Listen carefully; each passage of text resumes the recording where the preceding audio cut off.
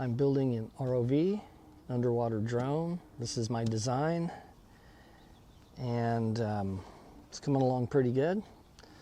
So it's made out of PVC, mostly fittings like T's, and I have a cross back here, and plugs, and a little bit of PVC pipe to hold everything together. And in my last video, I put lights on it. So it's got lights, these lights. So, and they're adjustable. They got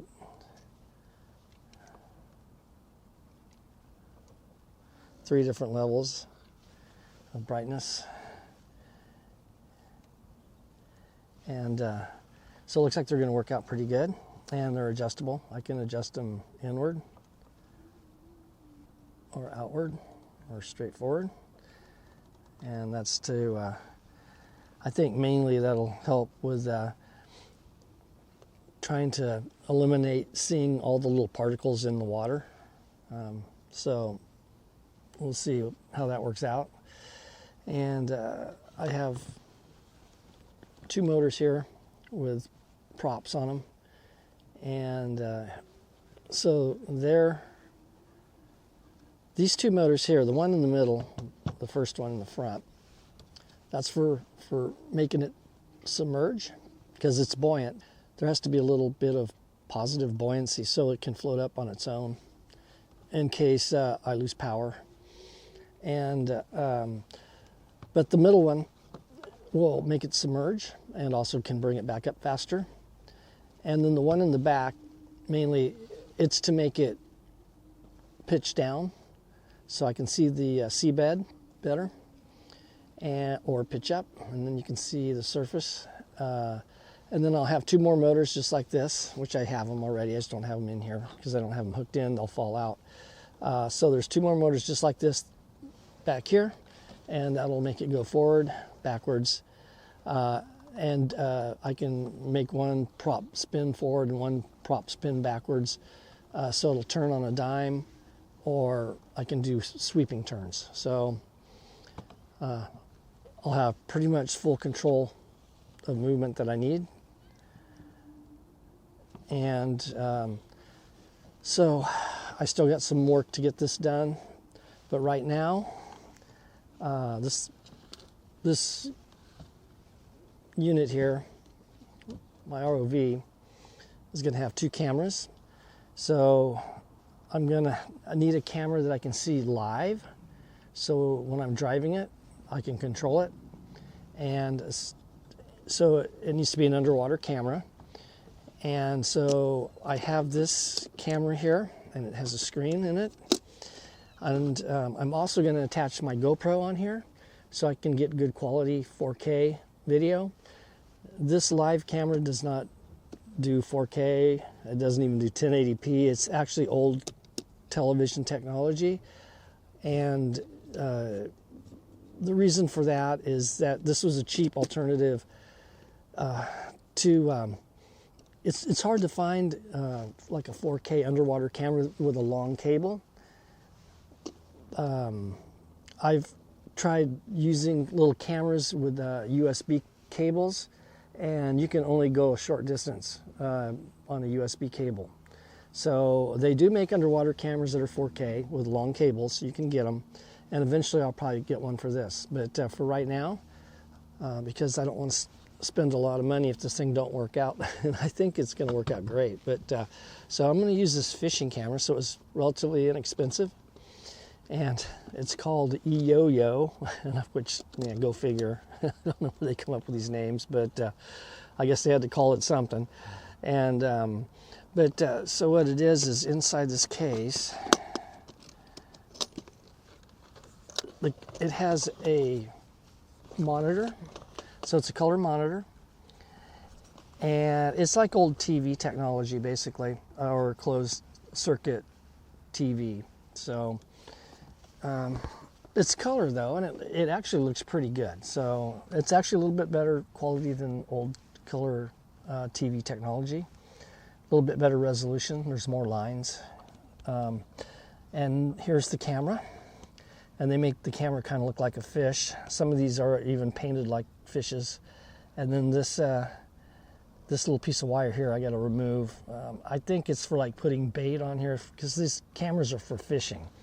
And you can put them right on your fishing pole and cast them out with bait. And then you can see when the fish comes along and strikes the bait. And or you can just lower it down without bait, just to see if there's fish down there to begin with, because if there's no fish, you ain't going to catch any fish. So so this is what I'm going to use, and I have it has a cable attached to it, and it's I believe it's 150 feet is what I got here. So there's a spool of cable right here, and so there's the cable, and it's got a power supply. So this is a battery, and I'm going to pull this out. Let's see. I need to unplug these two. I got it all kind of plugged in here. So yeah, this is the power supply. It's a 12-volt battery, and I can adjust. This camera has infrared lighting, and I think it has also white lighting. It seemed to me like I was having problems getting the white light to work, but it does have infrared, and you can adjust the brightness of the lights here with a knob. So when you're using this in infrared mode, the picture will be black and white. It's just like night vision. It's black and white. It's not color. But if you use white lights, then it does pick up color, and it actually looks pretty good.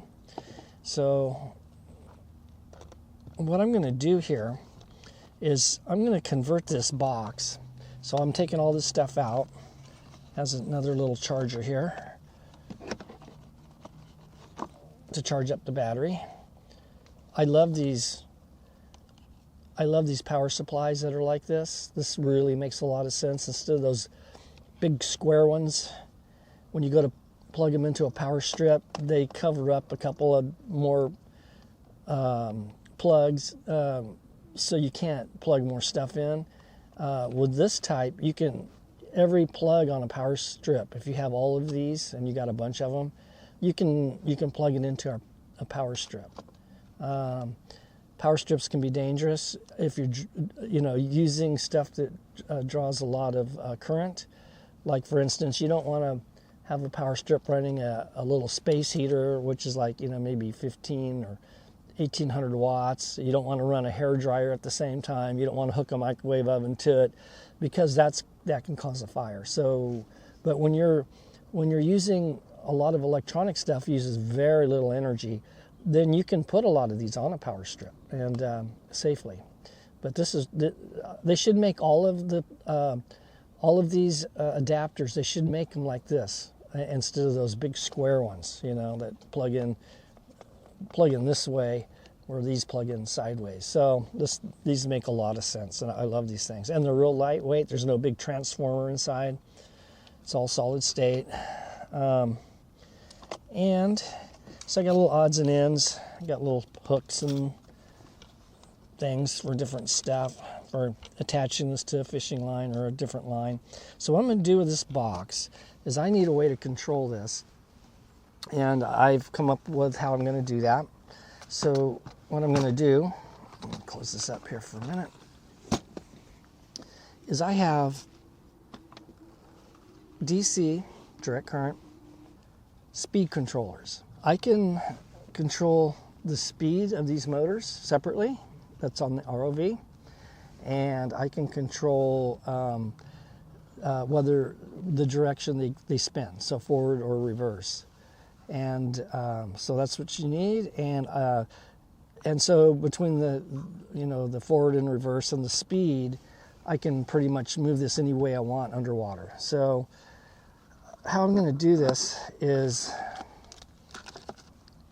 this is also another different type of speed controller. And this comes with like a little joystick here. And so you can push it forward or back. And so I'm going to have two of these, one on each side. And that'll be for these motors on the back here that drive the ROV forward or reverse. And so I can, when I slowly push it forward, the farther you push it forward, the faster the motor will spin. So it's like a throttle. And then when it's in the center position, spring loaded, the motor stops spinning. And then if you pull it back the other way, the motor will start spinning in reverse. And again, it's like a throttle. So the farther you push it, the faster the motor spins. So I got 2 of these, actually 3. I got it back up in case. And real simple. They have a power. You hook your power supply, so it's DC. So everything can run on 12 volts here. And then you got 2 wires you connect here for the 2 wires that are connected to the motor. And so I got 2 of these. Actually, like I said, I got 3 of these, and I got 3 of these. I got an extra one of these too. And so these, I'm gonna have 2 of these to control the top motors here. And these are stepped, and so it's got a knob. And so what I'm hoping I'll be able to do is, by adjusting this knob here, I can adjust the depth of the ROV and hold it at a certain depth, and that's real important. So it's going to be interesting to see if I can make this work, and I'm not 100% sure. So it's got this knob. It's got off, forward, and back to off, or reverse, and then this is going to control the speed of forward or reverse. So this is going to be like the throttle, and then I can also, I believe, but I'm not sure, I might be able to control the speed or the forward and reverse with these buttons here, because it has an up-down button, but it might be for the menu, because you can program these, and there was absolutely no documentation to explain how this thing works, so I'm gonna have to figure it out when I plug it in and turn it on. But I'm hoping I'll be able to adjust the resolution. This, like I said, is stepped. At first I was hoping it wasn't going to be stepped, and it was stepped. But actually being stepped, I mean, it click, click, click. Every time you turn it a little bit, it clicks and holds its position. That'll actually probably work better, because like I said, I'm going to be using 2 of these, one to hold the depth position and one to hold the tilt position. And so we'll see if that works. So what I'm going to do is so when I'm driving the ROV, I'll be able to use this screen here. And but I want to convert this box into just not only the screen but also the control unit. So I'm going to install this stuff in here, but I can't really put the things in here, especially this thing, because it's so big. I can put it down in here. I got some foam I have to remove. But the knob sticks up, and when I close the case, it's going to hit the screen. And so I come up with an idea. I'm going to take the screen out from here, and I'm going to put the screen in this part. And that'll be good, because now it's going to be all the way back in here, and this is going to work as a sun visor, because you know how screens don't work really good outside in bright daylight. So this is going to shade the screen, so that should work good. And the controllers are going to be in this part. Now this thing here is going to be sticking up a little bit, but probably about like this. But they're going to be in the middle, so they should be okay.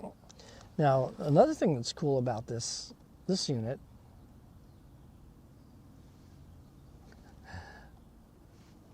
a snowy egret just flew by. I think he landed on my dock out here. He just flew right by me. Great big white bird. So the cool thing about this unit here, the speed controller, is it comes with a remote control. So it's got this little remote control, and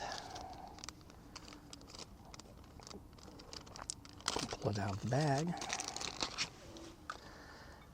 So it's just a little remote control, and it's got run stop button, forward and reverse, and it has an up and down arrow. So The up and down arrows are for speed.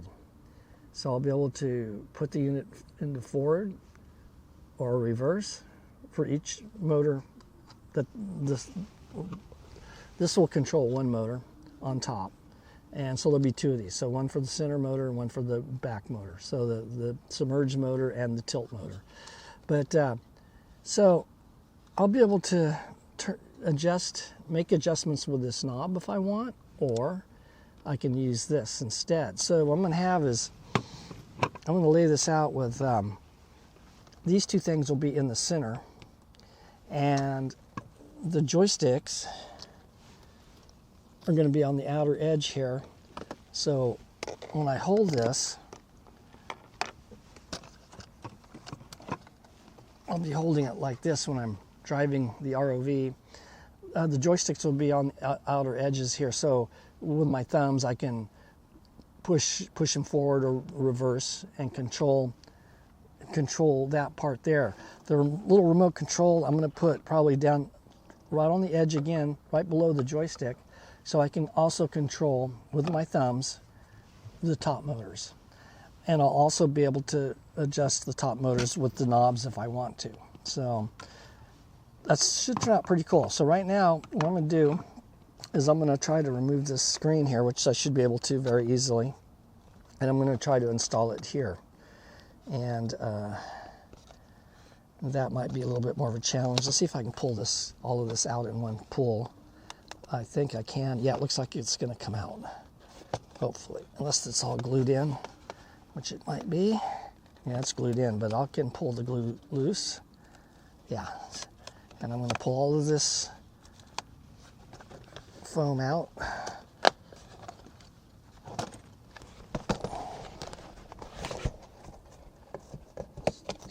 Unglue it. I love tearing stuff up. It's one of my favorite things to do.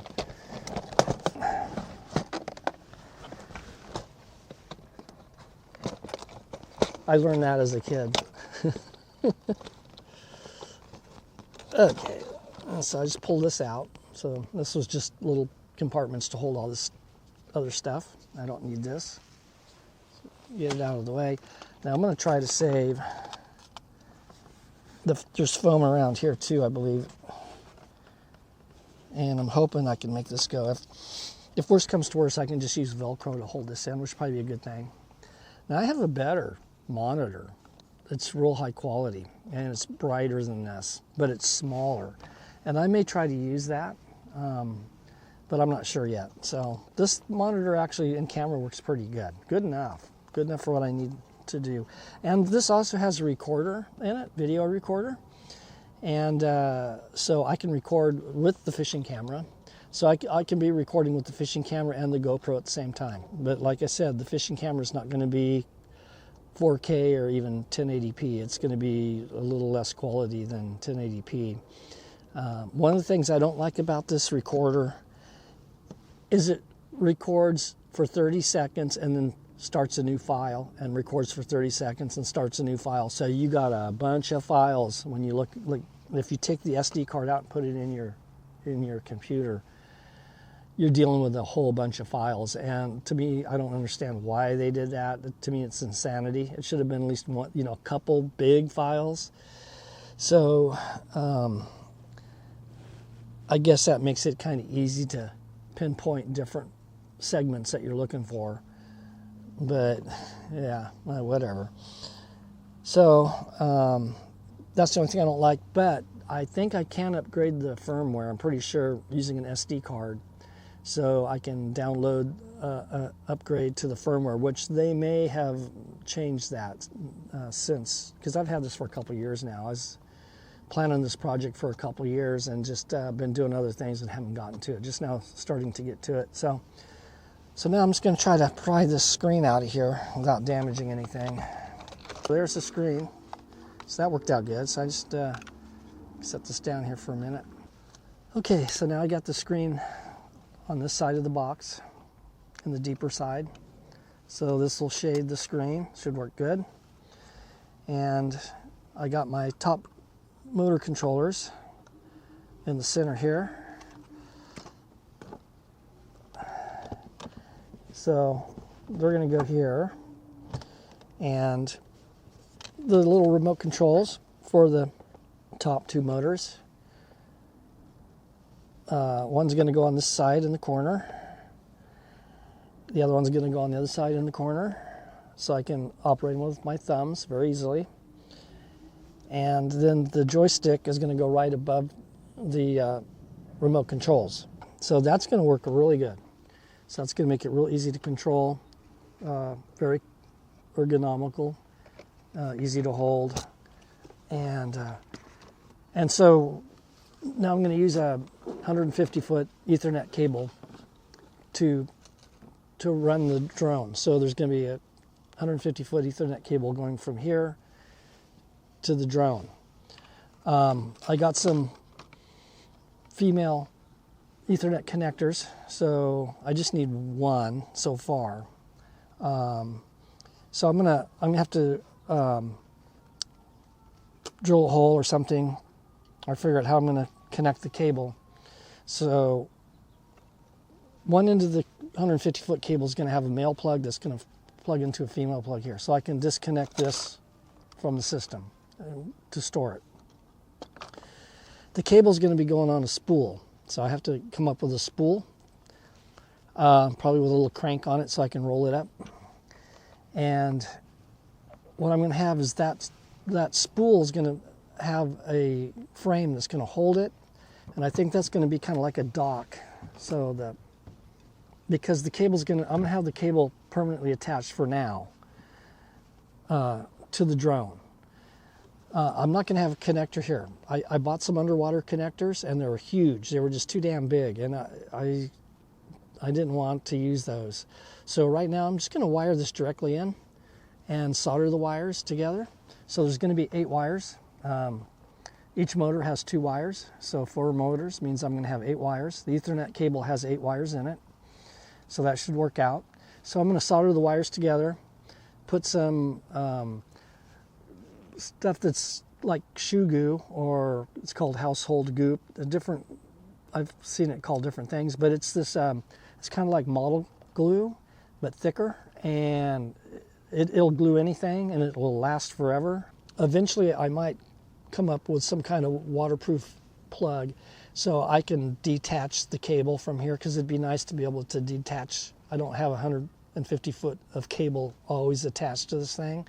But what I'm going to do is, in the meantime, before I come up with a connector, is I'm going to have, the cable's going to be on a big spool. It's not going to be this spool, it's too small, because this is going to be this cable, the camera cable plus the Ethernet cable together, and they're going to have to be connected. This cable's going to have to run right alongside the Ethernet cable for 150 feet. And I may take little zip ties and zip tie it maybe every 6 inches, to keep them together, or there's this flexible tubing that you can put wiring in. It's got a slit all the way up along the side, and you just kind of peel it apart, and then you can stick the wiring in there, and I can put the wiring in all along the whole thing, and it'll hold pretty good. And so I may do that, but it's going to have to go on a spool, and the spool's going to be probably, maybe like this big. So, and the spool's going to have a holder, and I want to have probably a crank on the spool so I can wind the cable up.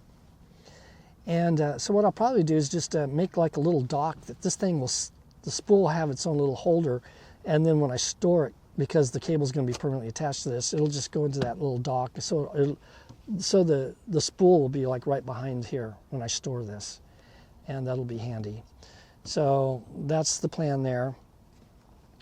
And another thing, and the reason I designed this is basically the main reason I designed this is to inspect the bottom of my boat, and I can go under and see how clean the bottom is. I can inspect the prop, the rudder shaft, the zincs, and the through-hole fittings. I can inspect all that and see if everything's okay. And then these plugs here in the front, this is the front of the ROV, these plugs come out. And so I can take other PVC tubing and stick in here and build, so I can build different implements for different things. And one of the first things I'm going to do is I'm going to build a scraper that's going to be along the side here. So I can drive this along the side of my boat and hopefully be able to scrape and clean the bottom of my boat with this. So that's going to be really cool if I can do that. That's going to be awesome. So I'll literally be able to clean the bottom of my boat with this. And I'm not sure if I'm going to be able to make it work. I'm going to try. I think it will. I'm pretty confident I can make this work. So I'm going to do that. And then, so I can make different implements and they'll come off and I can put another different implement on here. Like for instance, I want to build a manipulator arm, which will have like a claw, so I can pick things up with this. So, you know, if I drop something overboard, I can go down with this and pick it up off the bottom. And also use it for treasure hunting, which would be really cool. And that sounds like a lot of fun. So that's the plan here with this. So this is going to have 150 feet of cable, so it should be able to go down 150 feet if the motors can take it. I've got some different motors in here that'll go down. They claim it's outrageous, like 2,000 meters or something like that. I doubt if they would work at that depth. I mean, that's like going down to the Titanic. But I didn't want to use those because I'd have to have the speed controllers on this with a battery on this. I didn't want a battery on this unit at all. I want everything to run off my house battery on the boat. I got this big lithium iron phosphate battery bank that I built in here. So it'd be nice if everything ran off of it. Unfortunately, these lights I'll have to charge up. They have lithium polymer batteries in them, and my GoPro will have to be charged up. So those will have to be charged. It's not that big a deal. And but that's the plan for this project. And but the main reason was just to get under the boat and inspect it. That was the original reason for doing this. And it'll be interesting to see what other things I'll be able to do with this once I get it going. But it appears so far that it's going to work. And but we'll see. So if you found this video to be helpful or entertaining, please like and subscribe.